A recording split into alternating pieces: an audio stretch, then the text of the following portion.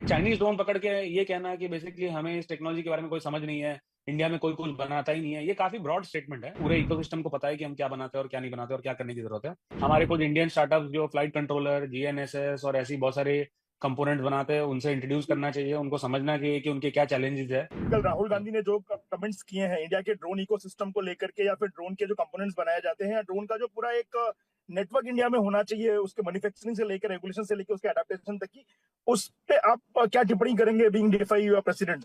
कैसे देखते हैं आप उनके कमेंट्स को? देखिए, मैं बस ये कहना चाहूंगा कि कभी भी हम ड्रोन्स की बात करें तो तीन इंपॉर्टेंट सेगमेंट होते हैं। एक है रेगुलेशन, दूसरा है टेक्नोलॉजी और तीसरा है अडॉप्शन। 2021 में एब्सोल्युटली क्लियर हो गया कि हमें ड्रोन्स में लीडर बनना है, इंडिया को ग्लोबल ड्रोन हब बनाना है और फोकस करना है इंडियन कंपनीज को सपोर्ट करने के लिए। As per policy drone rules 2021 आए, जिसके अंदर क्या अलाउड है, क्या नहीं अलाउड है, कैसे ड्रोन फ्लाई करना है, कैसे नहीं करना है, कहाँ उड़ाना है, कहाँ नहीं उड़ाना है, ये सब एब्सोल्युटली क्लियर हो गया। उसके बाद में गवर्नमेंट एक फाइनेंशियल इंसेंटिव की स्कीम लेके आई, प्रोडक्शन लिंक्ड इंसेंटिव स्कीम। इसके अंतर्गत अगर मैं एक ड्रोन मैन्युफैक्चरर हूं और मैं 100 रुपए का सेल्स करता हूं, और अगर इस 100 रुपए के सेल्स के लिए मैंने कुछ 30 या 40 रुपए के पार्ट्स खरीदे हैं या रॉ मटेरियल खरीदा है, तो ये 100 - 40 जो डिफरेंस होता है 60 रुपीज का, एक एग्जाम्पल की तरह मैं समझा रहा हूँ, इस 60 रुपीज पे हमें 20% इंसेंटिव मिलता है अंडर द पीएलआई स्कीम। तो जो भी ड्रोन कंपनीज है जिन्होंने सिग्निफिकेंट वैल्यू एडिशन किया है और जिन्होंने एक्चुअली टेक्नोलॉजी बनाई है, या फिर उन्होंने एक अच्छा प्रोडक्ट बनाया है जो जिसके लिए यूजर ज्यादा पैसे देने के लिए रेडी है, उसके लिए ये इंसेंटिव काफी बेनिफिशियल थे। और थर्ड चीज थी कि जब सरकार ने ईज ऑफ डूइंग बिजनेस की और फाइनेंशियल इंसेंटिव लाया, तो मेरा इंटरप्रिटेशन ये है कि सरकार ने काफी क्लियरली कह दिया कि हमें ये बेनिफिट इंडियन इकोसिस्टम को देना है, ना कि वर्ल्ड को इक्वली। सो डिस्प्रपोर्शनेटली प्रोएक्टिवली इंडियन कंपनीज को सपोर्ट करने के लिए ड्रोन का कंप्लीट फॉर्म में लाना बैन कर दिया गया। सो अगर आप एक फॉरेन ड्रोन कहीं से लेके आते हैं या फिर उसको पार्ट्स में लाने की कोशिश करते हैं, तो बैन है। ड्रोन कंपोनेंट्स लाने का बैन नहीं है, ड्रोन को लाने का बैन है। सो मेरा पॉइंट खाली ये है कि जब इकोसिस्टम में इतना सारा काम चल रहा है, 400 से ज्यादा कंपनीज है जो बहुत जोर से कोशिश कर रही है कि वो भी ड्रोन्स बनाए, वो भी कस्टमर को सपोर्ट करे।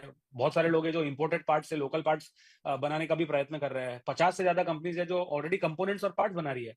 इस केस में एक चाइनीज ड्रोन पकड़ के ये कहना है कि बेसिकली हमें इस टेक्नोलॉजी के बारे में कोई समझ नहीं है, इंडिया में कोई कुछ बनाता ही नहीं है, ये काफी ब्रॉड स्टेटमेंट है।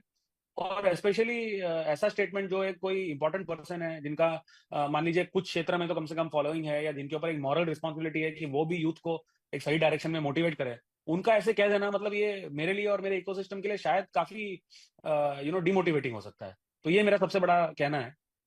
स्मित जी, जब हम ड्रोन के इकोसिस्टम की बात करते हैं तो खाली उसकी मैन्युफैक्चरिंग, उसकी यूसेज की बात नहीं होती, बाकी जो चीजें उससे जुड़ी हुई हैं, चाहे उसका अडेप्टेशन हो या उसके रेगुलेशन हो, या आम जनता उसको कितना समझ पाती है, उसको कितना इस्तेमाल कर पाती है, वो भी चीजें होती। तो दुनिया के जो बाकी देश हैं, चाइना हो, यूएस हो, बाकी कंट्रीज हो, यूरोपियन कंट्रीज, उनकी कंपेरिजन आप इंडिया को कहाँ खड़ा पाते हैं ड्रोन के नॉर्मलाइजेशन, उसके यूसेज से लेकर रेगुलेशन तक को आप कैसे कंपेयर करते हैं दुनिया भर का सिस्टम और इंडिया का सिस्टम? देखो, रेगुलेशंस में जो चीजें रेगुलेशन में अवेलेबल है वो बहुत क्लियरली डिफाइंड है। रेगुलेशन में अभी लॉन्ग रेंज ऑपरेशंस और ड्रोन डिलीवरीज के लिए बहुत सारा काम चल रहा है, जो मुझे लगता है कि शायद आने वाले कुछ हफ्तों में या कुछ महीनों में वो भी एनेबल हो जाएगा। बट गुड पार्ट ये है कि बहुत सारी कंट्रीज में रेगुलेशन ही नहीं है। रेगुलेशन अगर है तो सब्जेक्टिव है। हमारे यहाँ अगर कोई दो लोगों ने एक इंजीनियरिंग कॉलेज से निकल के एक स्टार्टअप चलाया होगा ड्रोन कंपनी का, तो वो खुद बिना कोई लॉयर के, बिना कोई लीगल हेल्प के, खुद ही लॉ पढ़ के समझ सकते हैं कि क्या अलाउड है, क्या नहीं अलाउड है, और क्या नहीं अलाउड है, तो वहां क्या काम करने की जरूरत है। दूसरी बात, इंडिया एक ऐसा देश है जहाँ पे 3 लाख गांव को सर्वे मैपिंग करने के लिए ड्रोन्स की यूज के ड्रोन्स का यूज किया गया है। इंडिया एक ऐसा देश है जहाँ पे 15,000 वुमेन सेल्फ हेल्प ग्रुप को नमो ड्रोन दीदी प्रोग्राम के अंडर एग्रीकल्चर स्प्रेइंग के जो सारे प्रोग्राम्स है, चाहे वो ड्रोन देना हो या ट्रेनिंग करना हो, उसका एक प्रोग्राम लाया गया है। इंडिया में 10 से ज्यादा स्टेट्स है जहाँ पे हेल्थ केयर ड्रोन डिलीवरी के पायलट प्रोजेक्ट्स हुए हैं। और ऐसे बहुत सारे यूज केसेस है जहाँ पे सारे कंस्ट्रक्शन प्रोजेक्ट्स हो, या नेशनल हाईवे के प्रोजेक्ट हो, या इंडियन रेलवे के प्रोजेक्ट हो, वहाँ पे लैंड एक्विजिशन से लेके कंस्ट्रक्शन प्रोग्रेस मॉनिटरिंग से लेकर बाद में ऑपरेशन एंड मेंटेनेंस के लिए ड्रोन का यूज बहुत अच्छी तरीके से किया जा रहा है। ब्लैंकेट स्टेटमेंट मारना कि हमें कोई समझ नहीं है और हमारा कोई अंडरस्टैंडिंग नहीं है और यहाँ कोई बनाता नहीं है, ये मतलब इंपॉर्टेंट पर्सन के लिए ऐसा बोलना मुझे लगता है कि थोड़ा सा अप्रोप्रिएट नहीं है। मैं चाहूंगा कि बेसिकली एक ही जन क्यों, जितने भी लोगों को डाउट होगा उनको हमें हमारे कुछ इंडियन स्टार्टअप जो फ्लाइट कंट्रोलर, जीएनएसएस और ऐसी बहुत सारे कंपोनेंट बनाते हैं, उनसे इंट्रोड्यूस करना चाहिए, उनको समझना चाहिए कि उनके क्या चैलेंजेस है। और हम नहीं बनाते ये तो ठीक है, मतलब ये सही है नहीं है वो एक अलग बात है। पर अगर नहीं बनाते तो बनाने के लिए क्या करना चाहिए ये भी तो बताना पड़ेगा। सिर्फ नहीं बनाते ये बोल के डिमोटिवेट करके क्या मतलब है?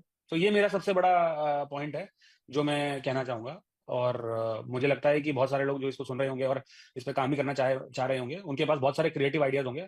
हम क्या बनाते हैं क्या नहीं बनाते ये सब बात हम कर सकते हैं, पूरे इकोसिस्टम को पता है कि हम क्या बनाते हैं और क्या नहीं बनाते और क्या करने की जरूरत है। किसी के पास अगर और आइडियाज है कि हमको और इंप्रूवमेंट कैसे करना है तो उसके बारे में डिस्कशन करना चाहिए और उससे आगे लेके जाना चाहिए, ताकि कलेक्टिवली एज अ कंट्री हम बढ़े, हमारा इकोसिस्टम बढ़े, ना कि हम बस इस तरीके से स्टेटमेंट्स करें।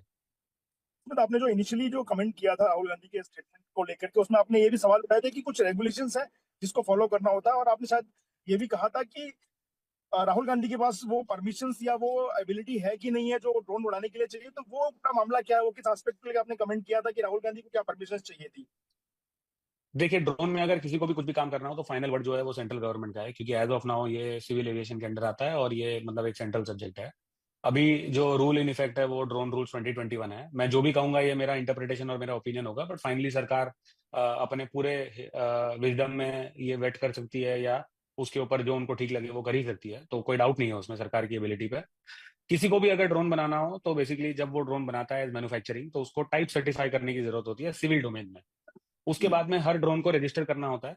रजिस्ट्रेशन का एक ऑनलाइन पोर्टल है, डिजिटल का है, जहाँ पे आसानी से रजिस्टर हो सकता है। कोई वहां पीछे बटन नहीं दबाता है, ऑटोमेटिकली एक फॉर्म भर के ओके करना होता है, सेल्फ रजिस्टर हो जाता है, प्रोवाइडेड आप एक legal drone certified drone use कर रहे हैं। और जैसे गाड़ी चलाने के लिए ड्राइविंग लाइसेंस चाहिए होता है, वैसे ही यहाँ पे भी रिमोट पायलट सर्टिफिकेट चाहिए होता है अगर किसी को ड्रोन उड़ाना हो तो।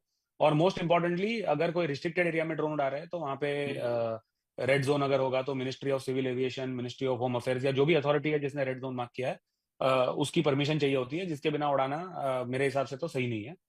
इसके बियॉन्ड फाइनली ये सब करने के बाद भी अगर आप ड्रोन उड़ा रहे हैं तो एक सिंपल सा थर्ड पार्टी लाइबिलिटी इंश्योरेंस चाहिए होता है।